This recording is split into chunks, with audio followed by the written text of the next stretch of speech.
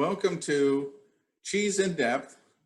And today, this is brought to you by the Dairy Farmers of Wisconsin. With over 1,200 licensed cheesemakers and the only state that requires a license to make cheese, we are the only place outside of Europe with a master cheesemakers program. Today, I'm talking with Kari Skibbie with Ellsworth Creamery, who's also a licensed cheesemaker. So welcome, Kari. Thanks, Michael, for having me. I appreciate it. You're welcome. It's really a pleasure to have you here. And I'm so looking forward to our opportunity to be able to chat and talk about all the farms and everything that you guys got going. So this will be really fun. So I'm going to go turn it over to you. Sounds good. Well, first of all, I want to say thank you very much, Michael, for having me. I've known Michael now for, 7-8 years, I think. So been blessed to work with him. So it's been really great. Really love it. So we have a whole line. What's really nice, I guess, the whole line that we have is, so we have our cheese curds. We have, of course, we do deep fried cheese curds too. So trust me, on the days that we get to try recipes, deep fried curd day is pretty awesome. So curds, deep fried curds. Let's see what we have. All our traditional cheeses, Colby's, cheddars, Monterey Jacks, lots of flavors in those.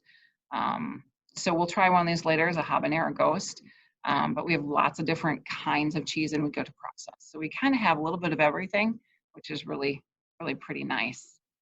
So I know should we get to the tasting, Michael, unless somebody has any questions?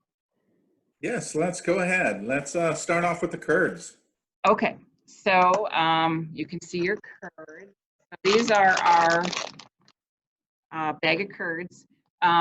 It's a resealable curd bag. You can just pull this top over and it has a resealable. Although here in Wisconsin, in my family, once it's open, I don't know who actually has to seal that baby back up. But so it's just a 16-ounce bag that we have here. We do sell different sizes in it, and it's just a cheddar curd. Just a cheddar curd. It has been processed a little bit in terms of going into a tote and then on, and so it doesn't look quite like a fresh curd. But for those of you who can't get to a plant to get fresh curd, these are the next best thing to it, which is great. And if you want to, all you got to do is really just take and heat it back up in the microwave a little bit, and you will actually get the squeak back. I wonder if anybody out in that land out there knows why cheese curds squeak. I don't know. I don't know if you guys know. I'll give you a second to see. You have to tell them. Huh? No one's typing in to say they know? Well, what it is when the cheese curds are fresh, your proteins are warm. And so then when you bite down into that cheese curd, that squeak comes from those warm proteins going across your enamel. So that's why heating them back up with a microwave or pan or whatever you want to do will actually get that squeak back. So cheese curds should be these are kind of fresher products, so they should be light, fresh, salty, creamy, buttery. I don't know. So this is my dinner. That's your dinner? Good. Yeah, definitely going to be the dinner tonight. There's just so much cheese here. So, typically with the cheese curds, I just let them kind of go, them by themselves. Obviously you can bread and fry them.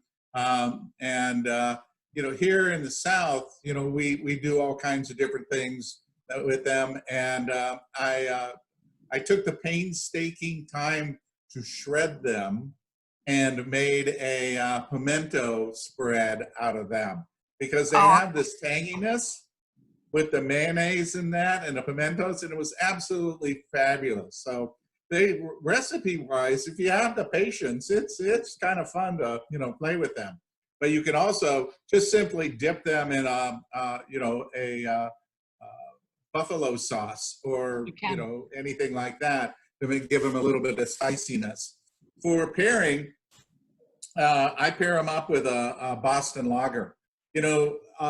When you think of a cheddar, lagers do really well. They clean the palate. But with these, because there's that tanginess, what it does is it kind of brings out a little bit more of the grain of the lager and takes down a little bit of the tang of the curd and makes it more buttery. So you get this buttery bread. It's kind of really kind of cool. But you know, Boston Lager, one of my favorites, and it pairs really well and simply with the curd. Yeah. Curds are pretty amazing. You can use them like in salads. You can use them in sandwiches. You can use them pretty much anywhere. Nachos, they're great to go on nachos. Poutine, that's kind of a huge one in terms of looking for the curds. The poutines are huge. We actually here in the store, we have our own pizzas we make, and we actually put the cheese curds and crumbles on our pizzas. So we actually do flavored curds too. So we have like a sour cream and onion, and we have a ranch and a garlic and a hickory bacon. If you like spicy, we have one called Hot Buffalo. Okay, I can't handle heat whatsoever. Everybody says I'm a wimp. I know it. But these make you like my lips like burn. So they're really good. People love them. We actually made our Hot Buffalo curds into also deep fried. So we have our beer battered, our buttermilk, and our Hot Buffalo deep fried curds. Now, when you put that in oil and you heat it up again, that Hot Buffalo gets even hotter. So if you guys like hot, that's the one you're gonna want. But you really can do a lot with curds. Replace any of your recipes with it. You can even do one recipe that's really cool is a shrimp and curd wontons. So it's kind of like a crab rangoon, but instead of using cream cheese, you can use the curds in there, which is really good. You can do a lot of different things when you batter them. You can batter them, fry them up. One of them that I like, it's kind of like a churro one. You can put just a normal kind of batter on it. And then when you get done frying them, actually roll them in cinnamon and sugar. And it tastes just kind of like a churro curd. It's really pretty good. You can put like Thai sauce on them. You can take and make different sauces you can make with it. Sweet, savory. You can really do a lot with curds. They're a great base for anything. I like to make meatloaf. You put the curds in, the meat, and then it's kind of like a meaty, cheesy type meatloaf, which is really good. So you can bake with it. You can cook with them. You can just eat them great. They're great snacks in terms of looking at just to go. They have high protein. They're gluten-free. They're great snacks. So anytime you can get cheese curds, you can really use cheese curds for just about anything, which is really pretty amazing. I pair them with milk. Michael knows me. I pair mine with milk, and it's really pretty good. So, well, that's a good alternative to to something that is actually natural. But milk goes with almost every cheese. Yeah. Do you have any wines, Michael, that you maybe like? Are you thinking more like a red wine or a white wine, kind of with a cheese curd? If you want something really light, and actually something a little minerally would probably be really nice, or grassy. So a nice Sauvignon Blanc, not New Zealand, but a California Sauvignon Blanc or a French Sauterne, something like that. That would be really kind of light. A Chenin Blanc would be really fun. If you're thinking about a little bit of a red wine, I'd probably go Italian, maybe a little Chianti, or even the Barbera d'Asti. It's just a table wine, and you don't want really any complexity to it. That makes it really simple and easy. You'll want something light, more fruit forward. So you can work with either one of those, and they do really well. Good. I always defer to Michael on this stuff because he's the best at it. Well, you ready for our next cheese? I am ready. I am ready. All right. Okay, are you guys all ready? Hopefully. So let me see. I forget which one the next one is here. Oh, it is our natural Muenster. I got a 7.5 ouncer here. Now Muenster is like so incredibly, you can use it on anything. Sandwiches are great with it. Putting it in any kind of replacement. Putting it on pizza. We do that here. We use our Muenster and our cheese curds all on our pizzas that we do in the retail store, and it's pretty amazing. It melts great. And we actually are one of the only ones around that do the actual, still the Muenster process. So it's not like we make a big 40-pound block and then cut them down to 5-pound loaves or smaller. We actually make, they're just small 5-pound blocks when we make them. So the curds get made, they're really kind of light and fluffy curds. You put them in, and then we have a metal thing that we flip back and forth a few times. They get brined, but it's pretty amazing. So very, very tasty. Your Muenster should be very creamy. Should be creamy and very soft. So don't think it's like hard like a cheddar. It's going to be nice and soft for you. So do you have yours, Michael? Yeah, it is. It's Havarti-like. Kind of. We used to make Havarti, but now we just make the Muenster now. You know, it has a little bit of sweetness on the rind, right? That's annatto that we put on there. Traditionally, what it is, and I'm not sure the reason historically why they did that, but Muenster obviously is just a white cheese, and then we brine it and we take it out. But before we package it, we run it through an annatto bath. So traditional Muensters, you'll see that. You kind of see the lines on there. That's where the cheese was, the wrap was when it was getting formed. And you run it through the annatto bath. So it gives it a little bit, of different color to it. But it's just been nice, soft, great on nachos, great melting on pizzas, great with like grapes. Any fruits, it really brings out the fruit flavors. So it's nice and creamy. It is. And I'm pairing this up with a wheat beer, and this is Goose Island 312. And what I wanted to do is give it more like a bread quality to it. This wheat really gives it a nice sweetness to it. That really brings out the buttery flavors of the cheese. It actually makes it seem a little more creamier as well.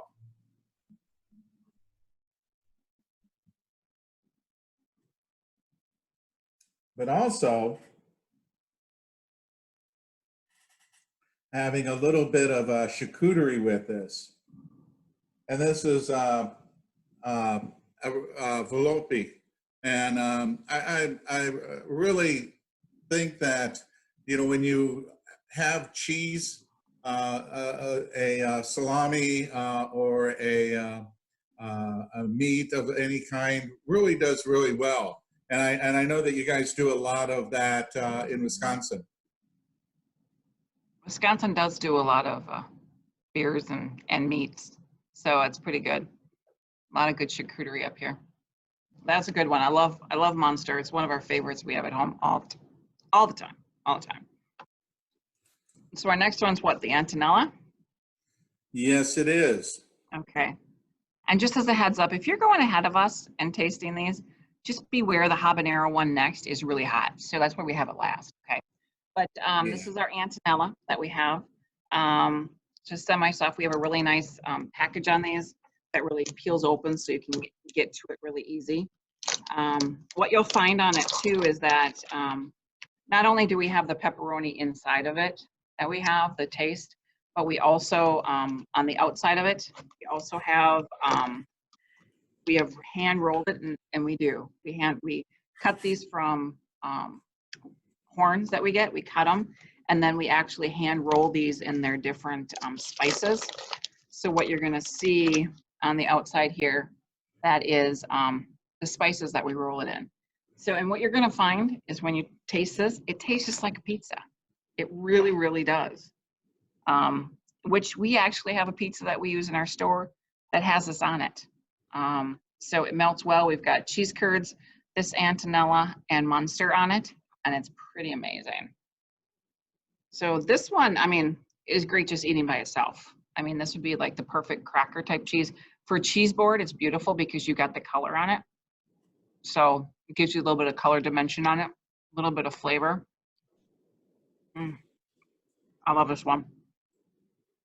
Yeah, it is like pizza. It's like I got ahead of myself because with the charcuterie, and this is actually, if you would use a chorizo, this would be like a pepperoni pizza.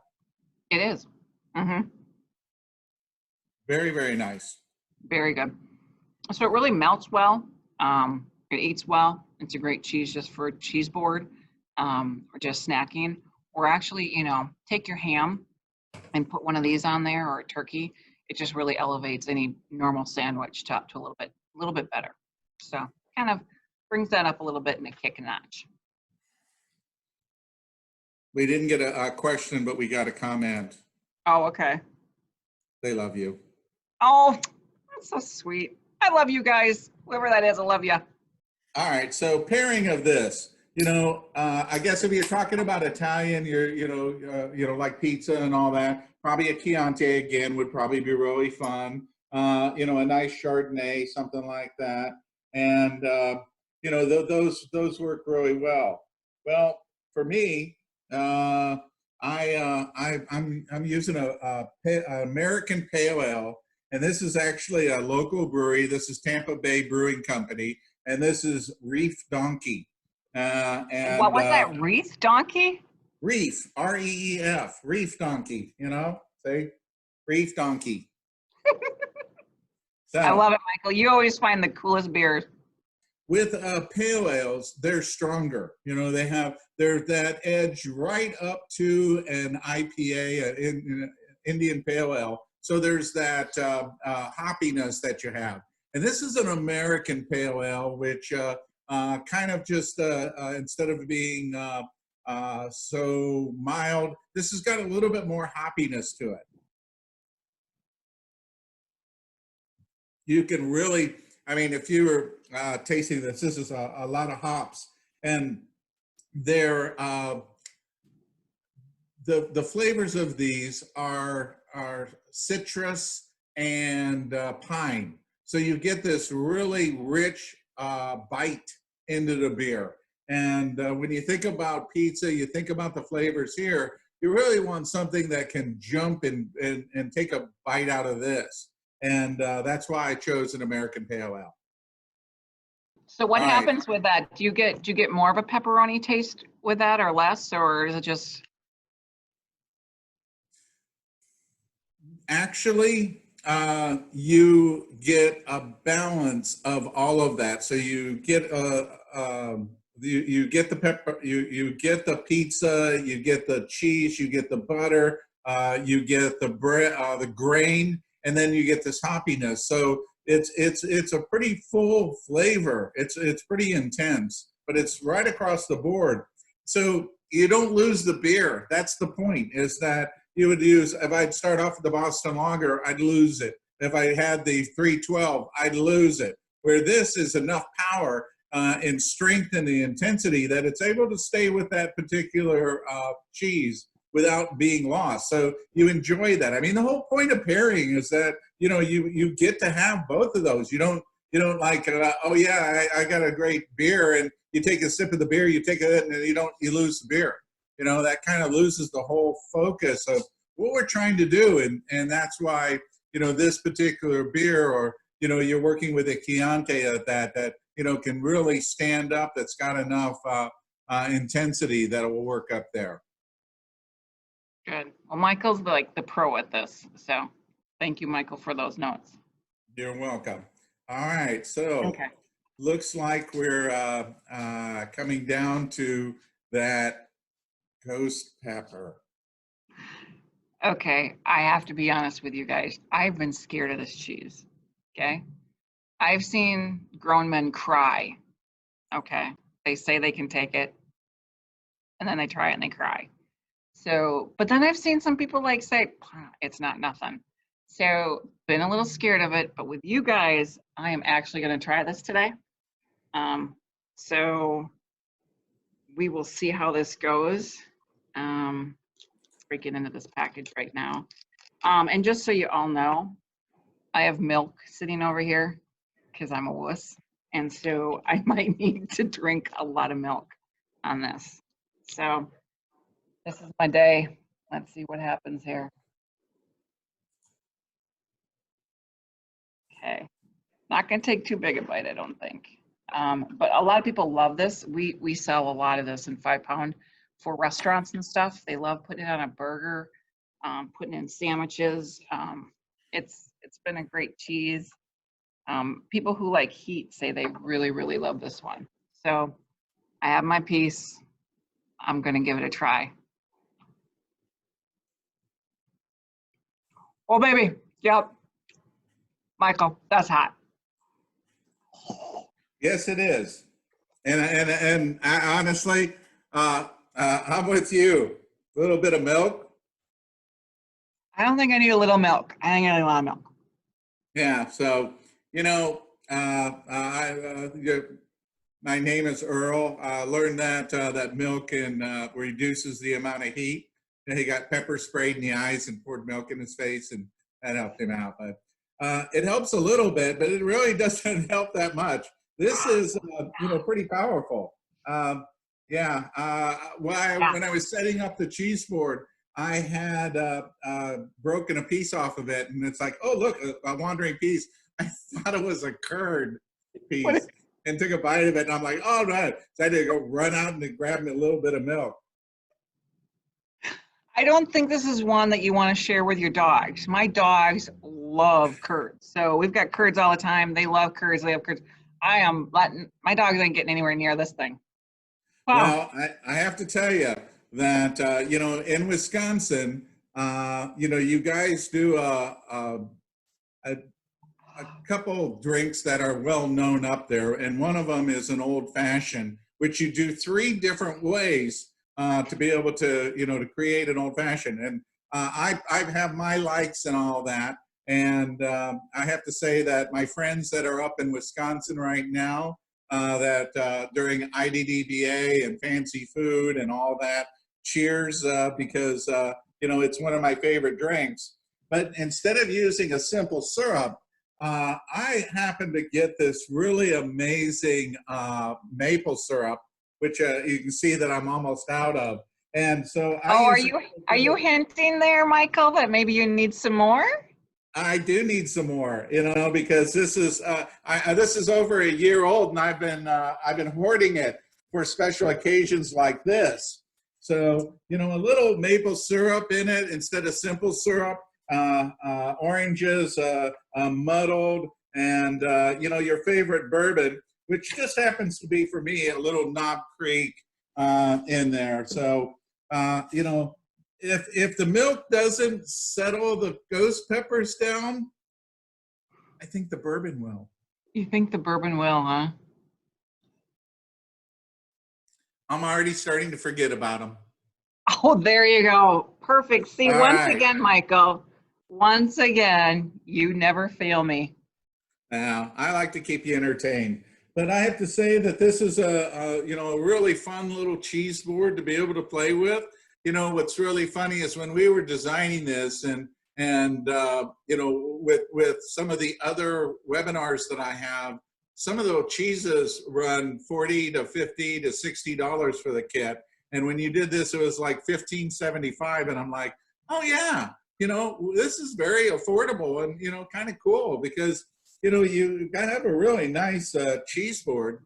The habanero, I'm gonna blend that with a little bit of or the ghost pepper with a little bit of cheddars and use that in a taco mix, but sparingly. So this size here will probably last me a year. It's got so much. Oh my God. But you gotta love the, I think in Wisconsin, like if you're getting ready and you feel like you're ready to freeze to death, a little bit of that will warm you up because, I'm a little toasty right now. Yeah. Well, I just love it. I mean, it's kind of, so people will come along and we have a sign that says warning hot. Okay. And then people like just grab it and then they look and they're like, oh, that's hot. And you're like, I don't know what more to tell you. It's hot, Yeah. You doing another? Oh, usually what we do is we go for the Muenster then. We go back and start eating Muenster. that kind of tones it down a little bit. You know, I do have some crackers. I use the olive oil and sea salt. I really don't want them to do anything more than just, you know, be a little bit of an accent.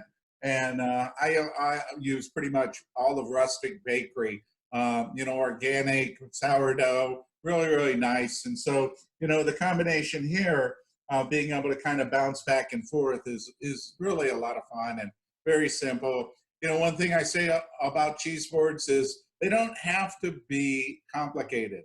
They can be really, really simple.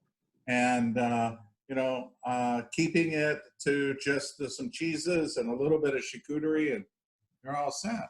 I mean, this would be great with some summer sausage. Oh, perfect.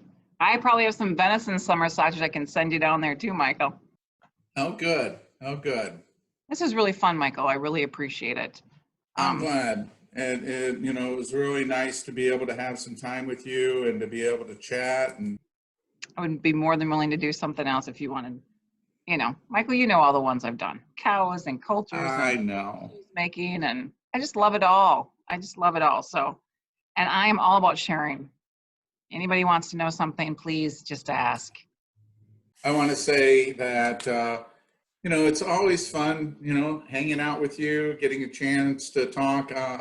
One of the things that I adore is your love of the animals and taking care of them. There's some great stories that we didn't get into about the 3 pigs, which we'll save for another time. And, you know, so I have we'll 2 get, new ones, Michael. They're named Ham Solo and Chew Bacon. yes. Yes. Okay. So you got that, but we won't tell what happened to them. We'll keep that for the next time that we're together. All right. Sounds good. So again, I want to thank you for taking the time to come on and spend with us the information that you have. Some great fun cheeses that we got to be able to sample, and I hope that you stay safe and sound. Yeah. All right. You too. You too. Very I much. will. I will. So thank you so much. You bet. Thank you, Michael. Thanks everybody for watching. All right. Have a good Bye day. now. All Bye-bye. right. So we have a couple more days of, well, actually all the way to the end of the month with our webinars. And tomorrow we have David Gremmels with Rogue Creamery. He is going to talk about 4 of his cheeses, and some of the stories that he has are pretty amazing. And you got to think about that as him being the first American that's won best cheese in the world. So that'll be a lot of fun tomorrow, playing with David. I want to say thanks to the dairy farmers of Wisconsin. They took care of us for today for sponsoring. And if you get a chance to go up on their website, see some of the great recipes and information that they have. They're really a wonderful source for Wisconsin cheese. So take care, and we'll see you tomorrow at 4. Thank you. Bye.